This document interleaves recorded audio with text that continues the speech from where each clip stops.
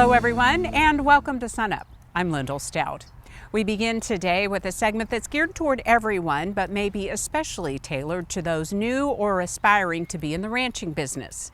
As Dr. Dave Lalman tells us, you never stop learning when it comes to cattle.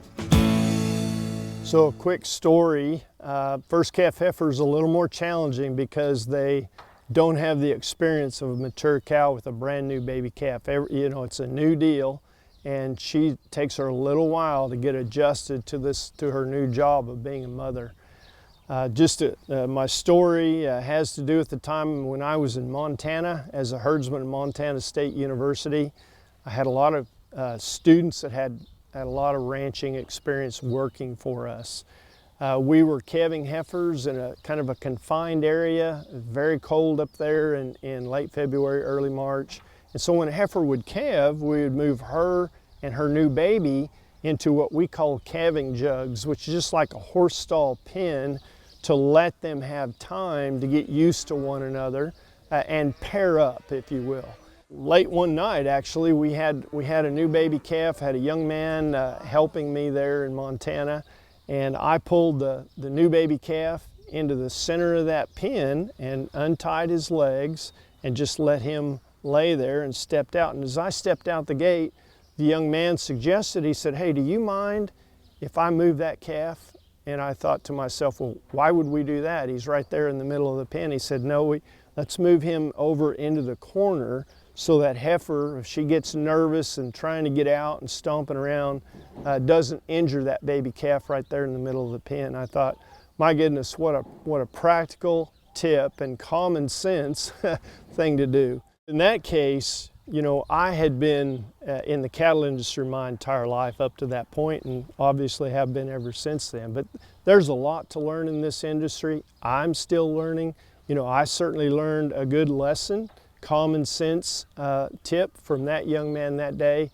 And I just encourage those of you that may be starting out in this industry to just be aware of those opportunities, and you can select those nuggets that'll be very helpful to you as you go along in the beef cattle industry.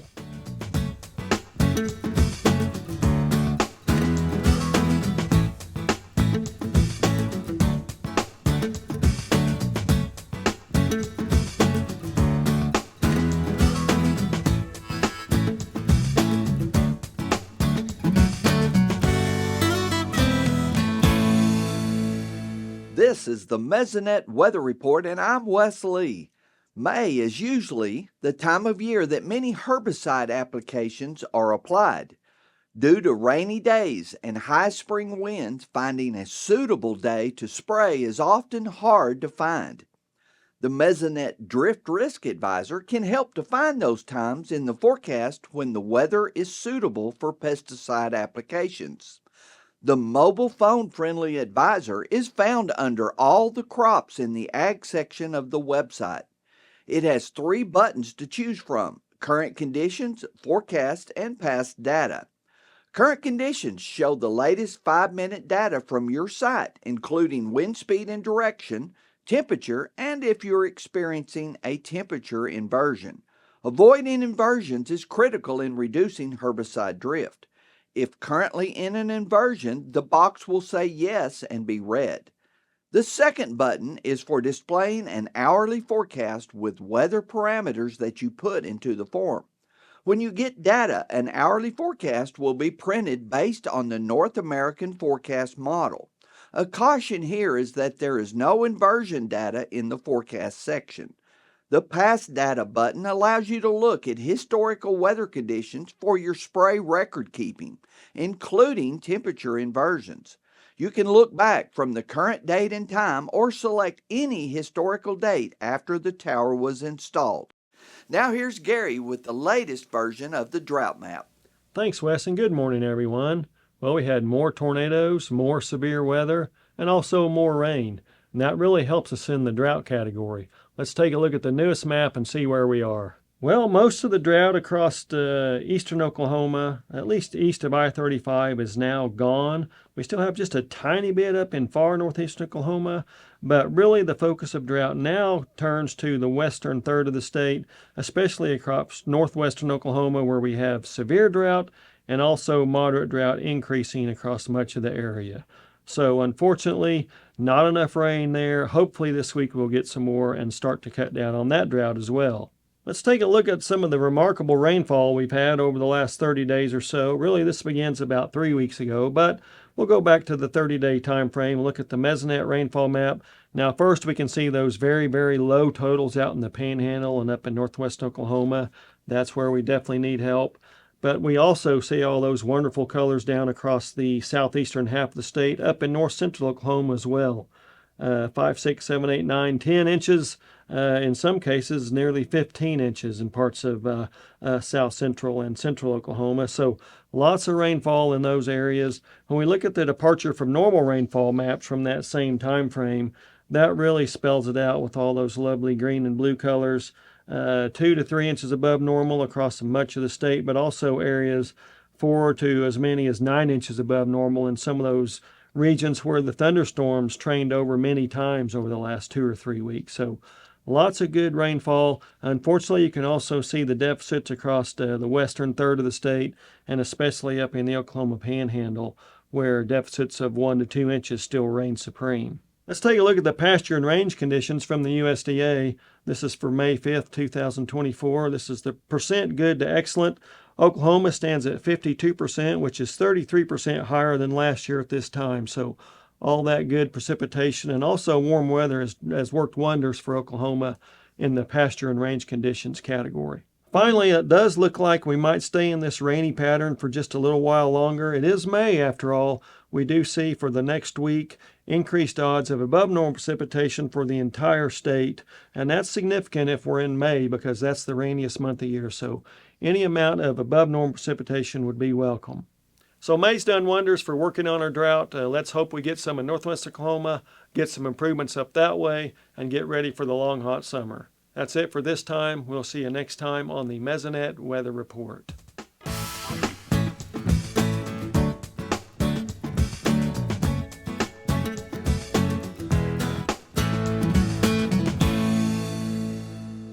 Well, for the past couple of months, cattle markets have been quite volatile. So, Derrell, what's the situation like now?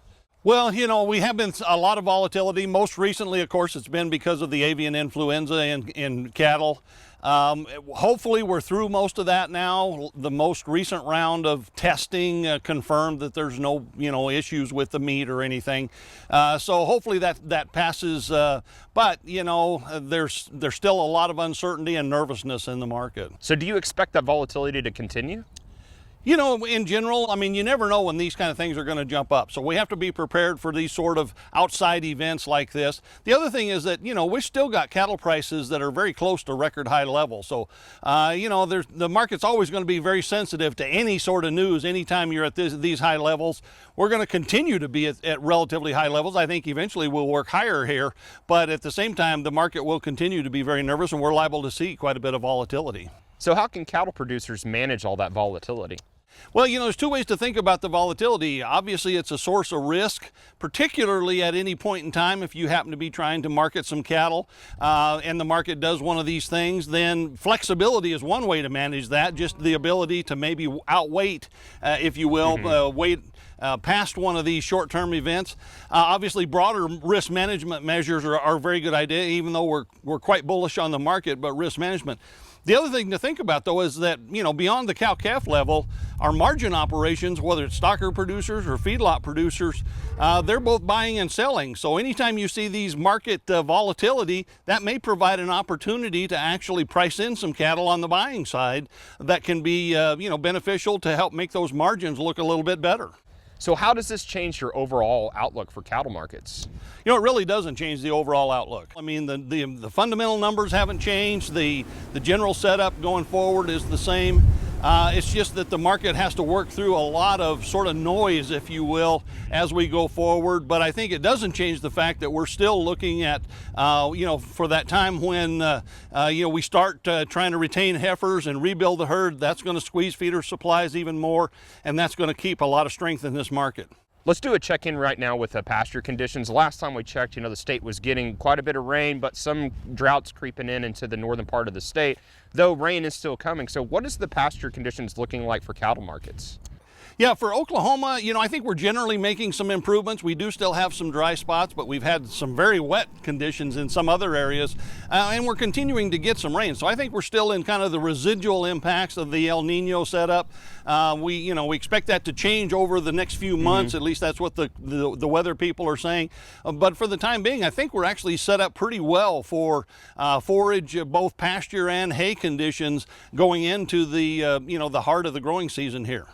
All right, thanks, Derrell. Dr. Derrell Peel, Livestock Marketing Specialist here at Oklahoma State University.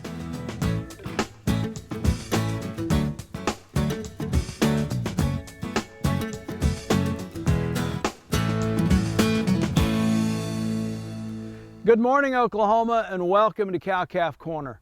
This week's topic is foot rot in beef cattle. Recent rains in parts of Oklahoma have led to us getting some calls about foot rot this week.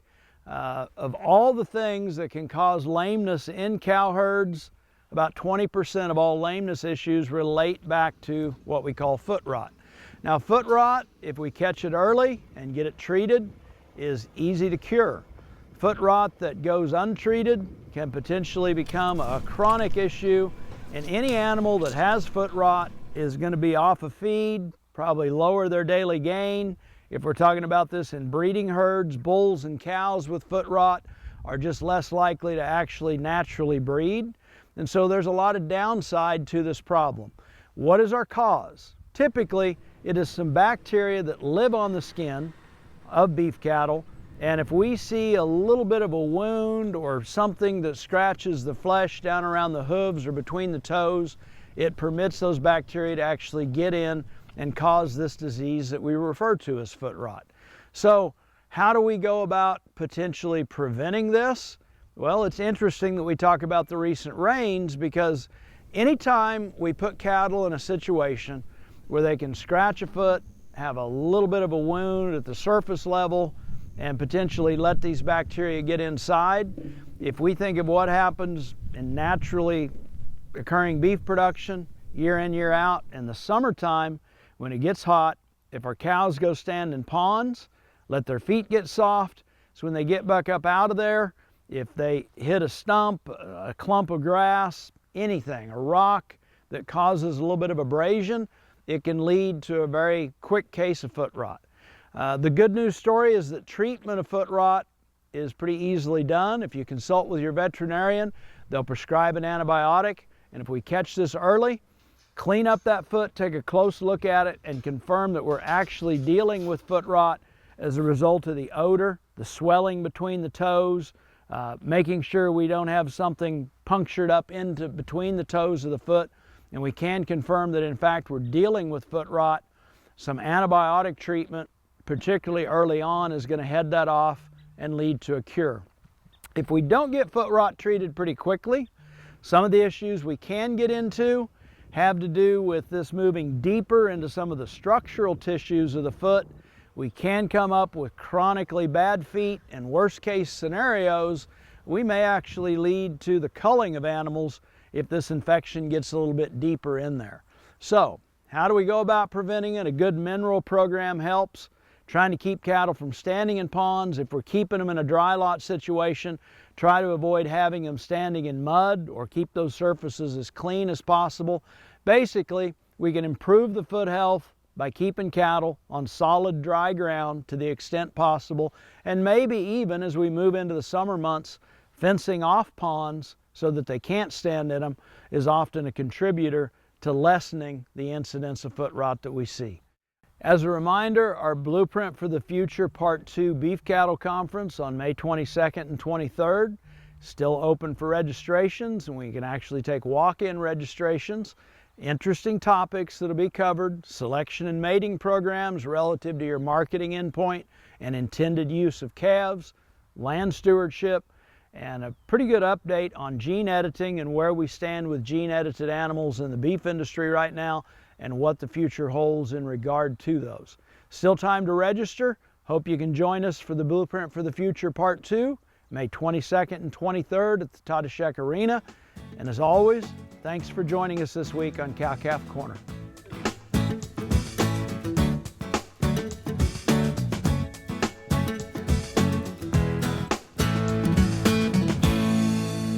We're joined now by Dr. Kim Anderson, our crop marketing specialist. Kim, what happened in the markets this week? This was a good week in the markets, just like the week before.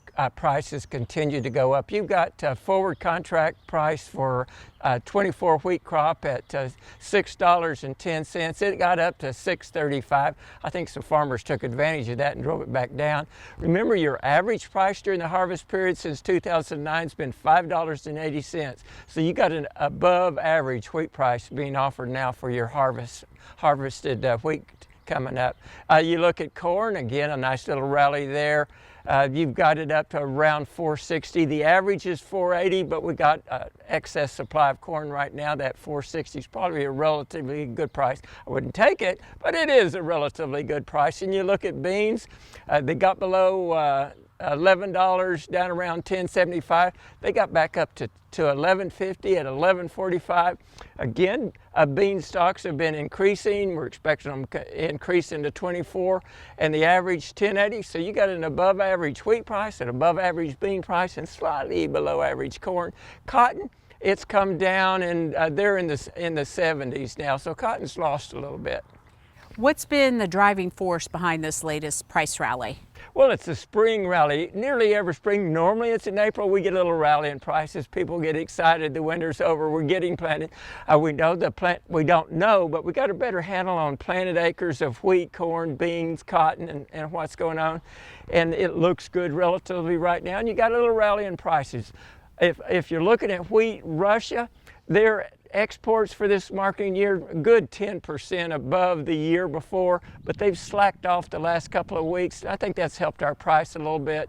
If you look around the world on wheat, stocks are still tight, and I think they're wanting to lock in some 24 harvested wheat because our wheat production around the world is being lowered right now. And of course, you can look at U.S. wheat stocks. They're excess, a little above average for hard red winter wheat, but all wheat stocks are semi-tight there. Some of the first 2024-25 marketing year estimates have been released. Talk about the importance of the WASDE report, which is an acronym, and kind of how that all plays into these conversations. Well, on the May WASDE, we get the first good estimates for the 24-25 marketing year for our crops. This will set the foundation. We'll have changes, some big changes in these reports, but this report will set the foundation for the prices to be determined in the 24-25 marketing year. So what are some of the key things to watch? Well, you got to watch production, of course. You look at wheat in the U.S., 4 or 5% higher than last year. Hard red winter wheat, maybe up to 15% higher than last year. Ending stocks for all wheat, right now they're slightly for 23-24, a little below 700 million. You're going increase up to just below 800 million.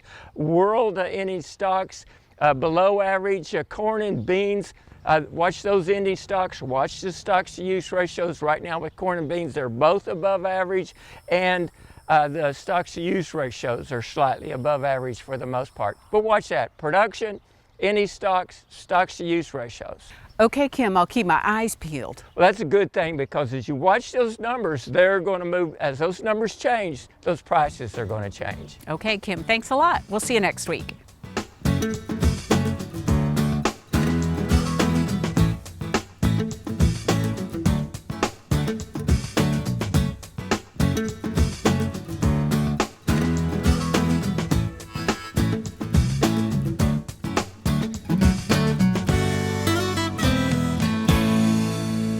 Today I thought I'd share a little bit of info about kimchi. Kimchi is a traditional Korean food made from vegetables that are salted and fermented. It has a tart, pungent flavor and is a good source of probiotics. It can be enjoyed as a side dish or used as an ingredient in other foods, such as stews, noodles, and sandwiches. There are many different types of kimchi that can vary based on where in Korea the kimchi is made, as well as the time of year that it's produced. In fact, exact recipes from kimchi can vary from household to household or from brand to brand in the grocery store. Kimchi made from cabbage is probably the most widely available and well known. It has a distinct red color and spicy flavor that comes from the chili flakes used in the recipe. However, Kimchi can be made from many other vegetables as well, including radish and cucumbers, for example. Sometimes vegetables such as mustard greens, water parsley, or carrots may be added for additional texture or appearance. The process for making kimchi uses the following approximate steps. The vegetables are cut into uniform pieces and mixed with salt to draw out excess moisture. This step helps prevent the growth of pathogenic bacteria and may last up to 12 hours. Next, the excess water is removed and seasoning ingredients such as fish sauce, garlic, ginger, and sugar are added. This mixture is then placed in an airtight container and left at room temperature for approximately 48 hours to ferment before finally being moved to a refrigerator for storage. Traditionally, kimchi is fermented in a glazed earthenware pot called an ongi, which is made from clay and sand. An ongi has microscopic pores that allow some of the carbon dioxide formed during fermentation to escape, while the glaze prevents moisture from leaking out. So just a little bit of info about kimchi. For more information, please visit sunup.okstate.edu or food.okstate.edu. Finally, today we return to the Wheat and Forage Field Day at Chickasha to learn about some promising new research on herbicide-resistant wheat varieties that could be in the hands of producers sooner rather than later. We are at the South Central Research Station near Chickasha, Oklahoma, where we conduct annually plant breeding, wheat breeding trials for adaptation to Oklahoma in this part of the state. We have a wide swath of breeding material in this field. There's 2,700 plots of these rectangular plots that you see behind me. 2,700 of those, that covers about 30 different breeding trials. And some of those breeding trials are focused on herbicide-tolerant wheat. And we have two kinds of herbicide-tolerant wheat at this point.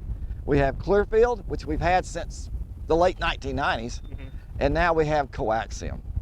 Basically, the coaxium trait gives us an opportunity to use a different mode of action of herbicide to go after those tough to get grasses like rye that's trying to get out of your wheat, possibly some other winter grasses. Well, the impact of coaxium is going to be, it's going to stretch our genetics even farther than we have right now with Clearfield. It will stretch it in terms of the kinds of weeds that we'll be able to control, but it'll also stretch it in terms of genetics that we can introduce with that germplasm. And I'm really excited about it because, again, we need to control weeds in wheat. It's a very important part of wheat production. Weeds in our wheat causes unclean wheat, and our customers just do not like unclean wheat, and they won't pay for it. So we need to deliver the cleanest product possible to the elevator, and we're going to be able to do that a lot better with a herbicide-tolerant wheat. The coaxium blocks that Brett talked about are special because we don't normally do seed increases the way we're doing these. These increases to make sure we have this new product out, the coaxium out in production earlier to get it to the grower earlier. We're actually increasing 21 of these experimental lines to start with. When we take our foundation seed production, if we only have a small amount, a couple hundred bushels to release to the seed producer, then by the time we release it to the seed producer in the fall, seed producer takes it, increases it, it may be 2 years before it actually gets to the grower that's going to be planting that certified seed as grain. It is a big chunk of time, and I can remember when I first came, there was several farmers would ask me, you know, they'd come to these field days and we might talk about the variety we released this year, and you have them come up to you, and that was when we were releasing it, we might have a couple hundred bushels. And so they haven't even seen the one we talked about 2 years ago.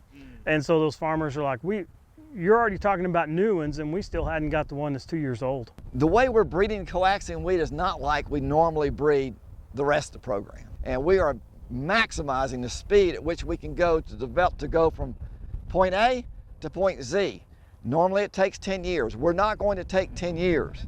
We're already putting foundation seed production in place this year, which is quite amazing. We don't normally do that. Well, we want a coaxium wheat variety that can work across the state. my objective is to find adaptation that will stretch across the entire state of Oklahoma. And so we have to test in all parts of Oklahoma to make sure we have that adaptation. And that's why we're here. This is a very important part of wheat production in central Oklahoma. And this is also where we have a pretty high pressure from weeds, grassy weeds. So it's really a good place to conduct this kind of breeding work. Well, it's officially May, and y'all know what that means. The 2024 Lahoma Wheat Field Day is up around the bend. The event will be May 17th from 9:30 in the morning to 1:30 in the afternoon. And as always, it will be held at the North Central Research Station in Lahoma. Topics will include wheat varieties, breeding, fertility, and pest and weed management. Be sure to register before May 12th so you can be entered into a prize drawing, and it helps get a head count for lunch. To register, go to sunup.okstate.edu. That'll do it for our show this week. A reminder, you can see us anytime on our YouTube channel and also follow us on social media. I'm Lyndall Stout. Have a great week, everyone, and remember, Oklahoma agriculture starts at sunup.